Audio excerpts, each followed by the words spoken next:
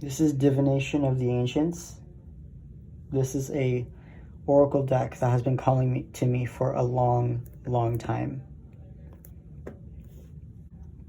Oracle decks in general, like depending on the visuals, is mostly the character of the deck. So I like this deck because it's actually very powerful, especially with the lightning inside and everything. It's very potent. This is good for any beginner or anyone who has lost their way in the path. It says, in ancient times, across countless cultures throughout history, there were those traditional revered as wise ones, gifted oracles who spoke directly with nature, interpreted signs and omens, and communed with the gods for messages with extraordinary clarity and foresight. Much of this ancient wisdom and many of their divinatory tools have been forgotten with the passing of time. This unique deck brings them together again, offering the chance to reconnect with different fortune-telling tools and modalities, as well as rediscovering the ancient significance of a multitude of omens and signs from the universe. By rebirthing these lost arts of divination, we awaken our soul's connection with the world of spirit and gain access to the symbolic answers that guide us to our heart's true desire. And the sticker is covering the other, so I can't really read the rest.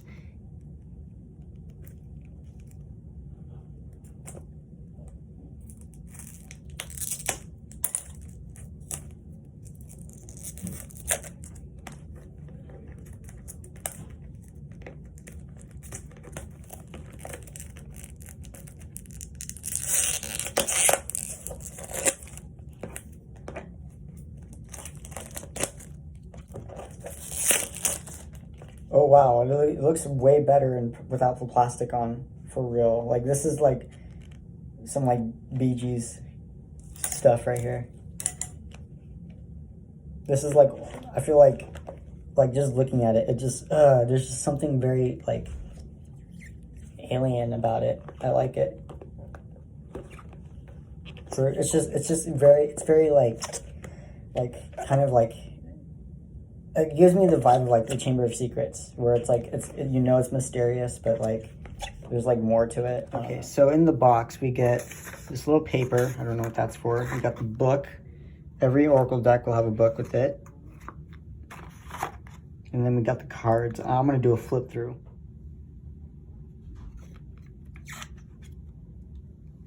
That's actually kind of cool. Astrology, destiny. Yeah, never ignore that.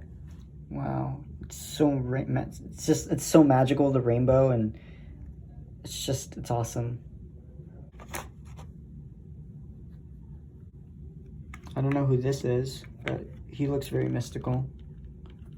So let's just put that here.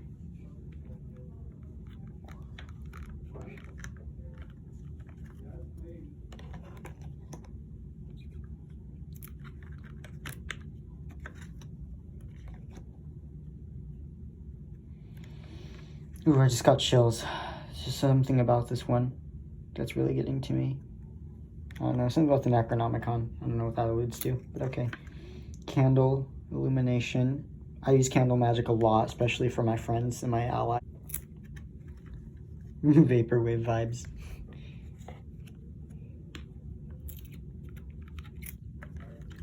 Money, so many tricks to it. Kind of gives me like a leprechaun vibe though, like especially in the beginning. Okay. Now this is the front cover. Reminds me of astrology, or like it's very like it's oh my gosh, it just looks so. It looks so like astral or lucid. We got crystals.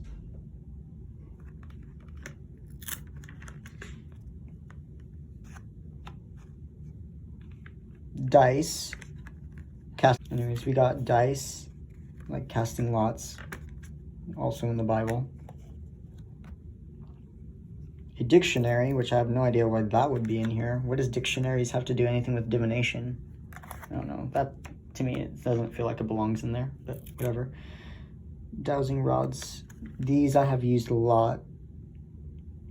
Really good for taking energy too, but that's all I'm gonna say. Dreams. incubation. Most of our answers come from here.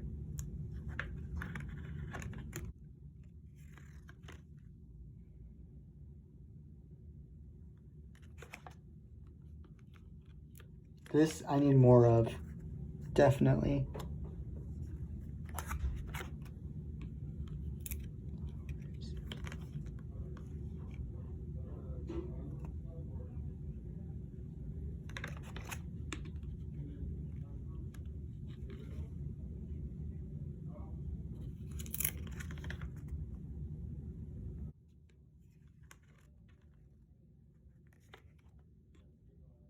I love fortune cookies, dude. They're like the best thing in Chinese restaurants. I wouldn't leave without one. They're a lot better actually than horoscopes on newspapers.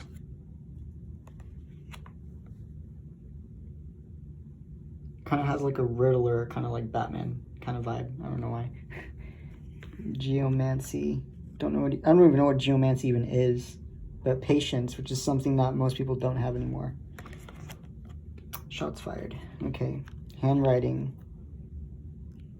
Okay, I'm going too fast. Even, yeah, irony, huh? Don't be a hypocrite. Handwriting authenticity. It gives me like Edgar Allan Poe vibes. Like I feel like this is like for the poet or something. Automatic writing basically would probably be this. Like this is automatic writing. And if you don't know what that is, automatic writing is when you let spirits or even like, I guess, yeah, spirit, you're letting it write things down that may have to do with something either important or maybe just, you know, in general. Well, just look it up. It's hard to explain. I really won't explain it right now because I'm kind of on the timeline right now. Hydromancy. I'm assuming this is like magic with like water or like using water. Like this could be like bathtubs, like soaking in bathtubs or something, because I do that a lot. But especially with salt, like always use salt when it comes to clearing energies from other people. Like usually if I am around a nasty energy or nasty person, I usually like do a salt bath and that usually takes care of it. I have no idea what that is. I really don't even know what this is. But I know it has to do with change though, so I don't know what that is about. Ooh, oh, okay. Lots, basically. Urim and Thummim, I believe it's called. These are like stones, so like rune casting, basically. Or like using runes to like use as divination tools. So that's pretty cool. Numerology.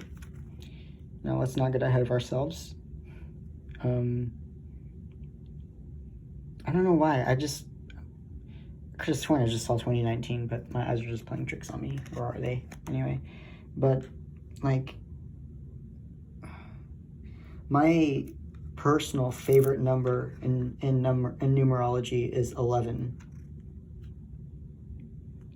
I don't know what that is. I really don't know what this is, actually, but I do know it looks kind of cool. Oh, crap. Okay. Oracle, which is what we're doing right now. This is an Oracle deck, so this is the tool that I'm using right now, so that's pretty cool. Kind of self-aware. Kind of reminds me of Rome, kind of like, or Greece. I have no idea what that is. It looks like some sort of window. I don't know what that is, honestly. I can Google some of these terms. I really don't know what that is, but it does remind me of the Twilight Zone for some reason. The Ouija board. Now, Ouija boards get a lot of hate, but I think that Ouija boards are, well, I never tried them, but I would like to, but I never got to, though, because, well, I just never got to. It looks pretty though. It actually looks kind of romantic, actually, with the whole heart, the little planchette and the pink around here. Kind of gives it like kind of like a very Disney-esque kind of feel to it.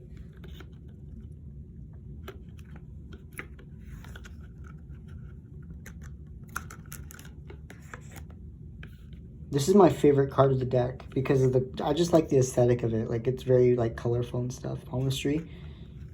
Yeah. I always use the left hand. I don't really use the right hand. So it's a good thing that I think it uses its... No, that's the right hand. I never use the right hand. I always use the left. I don't know why the right's used. Pendulum. This is one of the best tools to use because you can usually get answers in a very easy way. Very, very, very simple tool is using pendulums. I have no idea what that is, but that looks like some science stuff. I'm not gonna curse.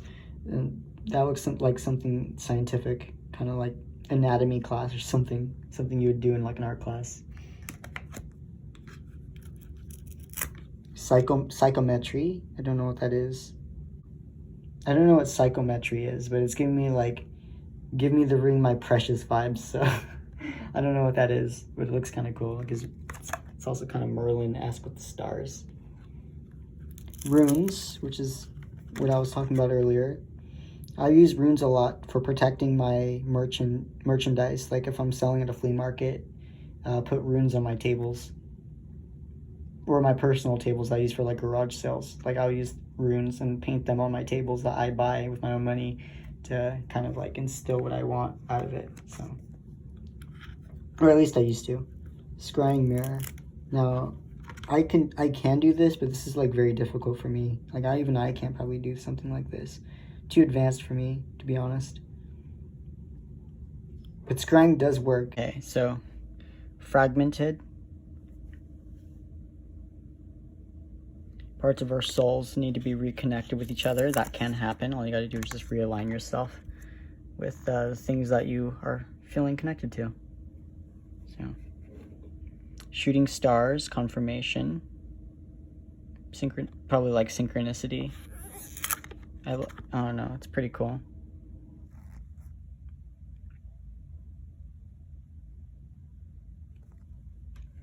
Smoke. Prayers, like incense. I assume this is like incense then, like burning incense and air energy, like Aquarius and Libra and Gemini. That's what we use to either purify energy, or that's what we use to kind of have an affirmation, like using incense to get some certain things. But it also just makes good rune fragments as well. One of my favorite ways of using smoke practices is dragon's blood, as it gives you kind of, especially if like for in my opinion, dragon's blood's really good for like sexuality, because it kind of makes you feel kind of, it gives the room a kind of like an Egyptian kind of feel. It's a very sensual smell, so I like it. We have alchemy, spells. I don't know if spells equal alchemy, but I mean, I guess, but to me alchemy is more like transmutation and like changing from one substance, not physically, but changing a aspect into a different aspect, which is what alchemy is. Especially like if you read the book from Paulo Coelho, like that's what this is about. So I don't know if that would be considered alchemy though, but it does look gorgeous. It's probably the most gorgeous card out of the entire deck. I just love the color red. I mean, I like the color red, and I just love the way it has like that lava kind of glow to the card, especially with the candle over there. It kind of gives it like a very like oh my, it's very amorous, and that's why I like it. So that's beautiful. Tarot, which is very common nowadays. I like tarot because you know what?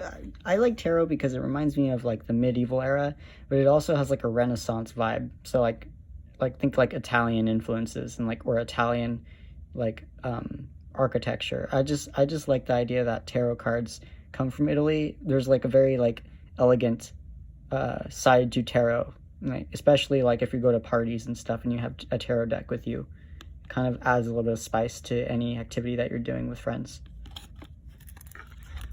I also used to make a lot of money about that, but we don't talk about Fight Club, so. Tea leaves. I never actually used tea leaves before. I find it kind of too much of a hassle, but I do like the color of this deck. I do like the colors that are around the deck. So the art piece is pretty cool, but tea leaves, not my thing. But tea leaves though are a practice though that is really good for foreseeing events through interpretation. It's really just an interpretation activity when it comes to divination. So I like that one. That's pretty cool. Ooh, yes. Just as I was talking about earlier, I don't know what is it about electricity, but I always view lightning or electricity as a form of power.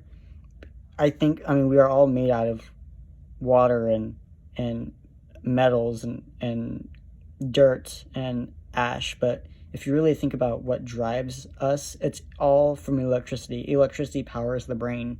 Every human being has electricity inside them. When I think of lightning, I think of like spell casting, like the classic like hocus pocus kind of thing. So I don't know. That's just the way I feel about lightning itself, but I think lightning though is a really good interpretation of power, because electricity, you know, people who are very electric, they probably have a lot of power and they probably know how to use it. So I like that. The Wheel of Fortune, don't know why tarots and fate, but I mean, I guess Wheel of Fortune, when I think of the wheel, I think of like Aztecs, but pretty good artwork. It kind of looks very ancient, kind of like the style of it. Really good.